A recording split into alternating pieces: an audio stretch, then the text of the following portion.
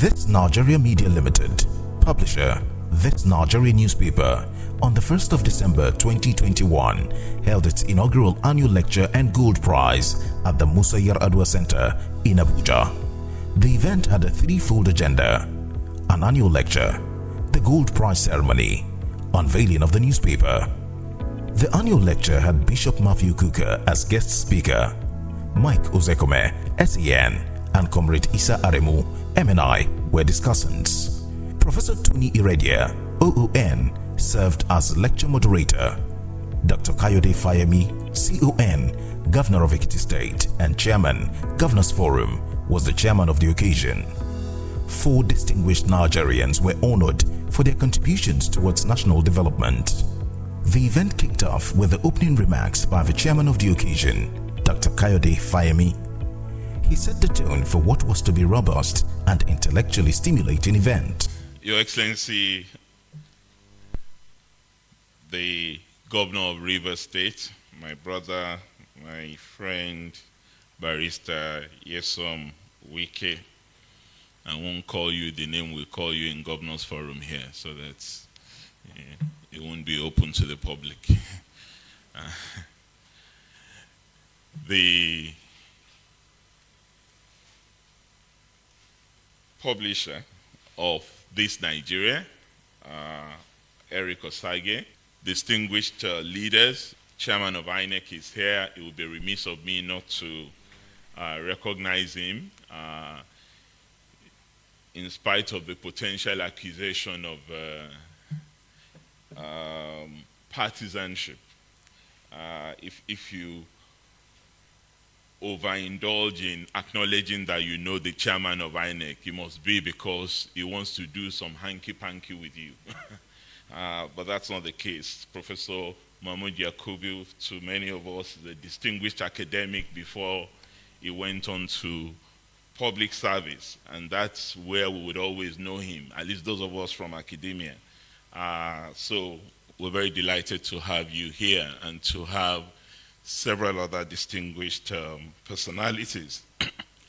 This is the first lecture that ThisNigeria has put up since the publication came into existence.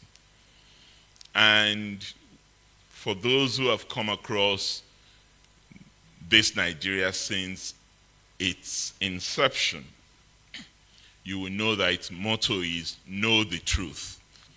Our country is going through enormous challenges. And when I received Eric's invitation, his point to me was, how would we wake up a sleeping giant?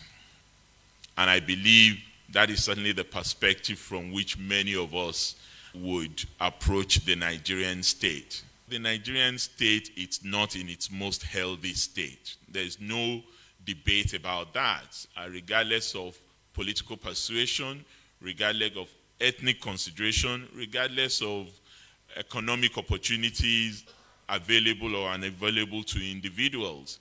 Our country is in the doldrums. But clearly, in every adversity, there is always an opportunity. And it is our ability to identify what those opportunities are that would take us further in this nation-building journey. I hope in the course of today's conversations, we would also be in a position to identify those things that we would require to build a country.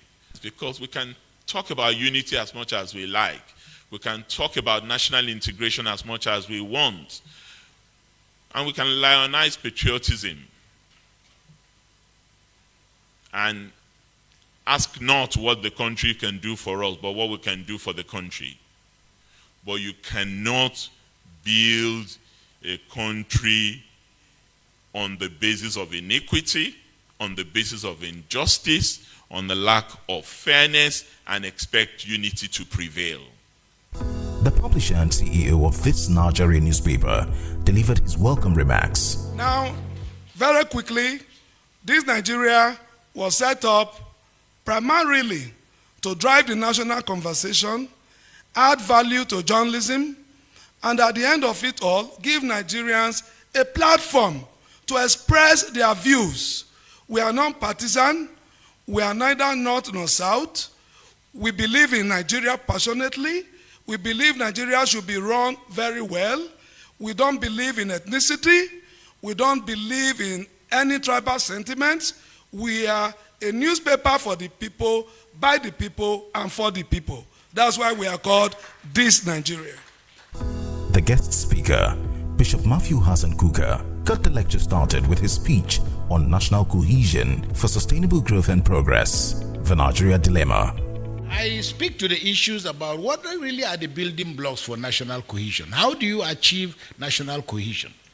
I don't know, but I think that the critical pillar has to be the quality of the constitution that a country has. A constitution doesn't necessarily solve all the problems, but it offers us a moral pillar around which to hang debates and expectations. Nigerians are angrier now than they have always been, but we mistakenly get nostalgic about the past and we think, oh, the past was better. It really is not that the past was better. Truly, we had less capacity to interrogate the systems. We were less educated. Now that we are better educated and we are traveling more and we are seeing more, and Nigerians are rightly becoming impatient. So the critical questions for me is that the conversations we are having now are not new. The real challenge is the leadership with the right disposition. Because after all, an orchestra, all people playing in an orchestra play different, different tunes. It is a business of the conductor to harmonize all these tunes to give good music. So really critical to our conversation is the quality of leadership, but also the depth of understanding of those who are our leaders. If you now look at what happened in 1999 with our return to democracy, and what happened in Zamfara, and spilled over to the 11 or 12 northern states, when state governors were literally with gun in their heads, compelled to adopt Sharia, to proclaim Sharia, suddenly the areas of the greatest and the worst human rights violations, tensions, murders, assassinations, and death are coterminous with those areas. What am I saying? That we must be careful with how much raw meat we feed our people with. Because the point is that we are still unable to come up with articles of engagement. So, I then asked the question, why has national cohesion eluded us? Condoleezza Rice, in her book, she wrote a very beautiful book on democracy, in which she said, every democracy is flawed at its inception. And indeed, no democracy ever becomes perfect. The question is not one of perfection, but how an imperfect system can survive, move forward, and grow. So it is not that we are having conflict. It is that how do we get men and women to be able to deal with the issues of this conflict? In the final analysis, this country will not be fixed until Muslims understand the grievances of Christians, until Christians understand the grievances of Muslims, until at an ethnic level, everybody understands the grievances of every ethnic group. Until we get to a point in which ordinary poor people understand that wealth is not something to be envious about, and rich people understand that poverty is not an inheritance. Today, if you ask about, we say, oh, the labors of our heroes past. Do Nigerians really have heroes? The answer is no. Because if you mention the name of Nnamdi Azikiwe, are you going to excite somebody in Jigawa? Are you exciting somebody in Kebbi or in Sokoto? If you go to Onitsha, to Uyo, to Owerri, or to Port Harcourt, and you mention the name of Sadona, will you generate any excitement for anybody? Or if you take the name of Awolowo and you go to Ijoland or whatever, and in Bayelsa, will people get excited? A nation has to have institutions that inspire national aspirations and confidence. Take a simple example of the universities in Nigeria today. All the federal universities, they've all become tribal clubs. Because you cannot say that Professor Mohammed Jega, for example, shows up in the University of Calabar and wants to be interviewed for Vice Chancellor. Are you crazy? Or that Professor Thomas Mwachuku has appeared in Sokoto and wants to be Vice Chancellor of Osman Danfodio University.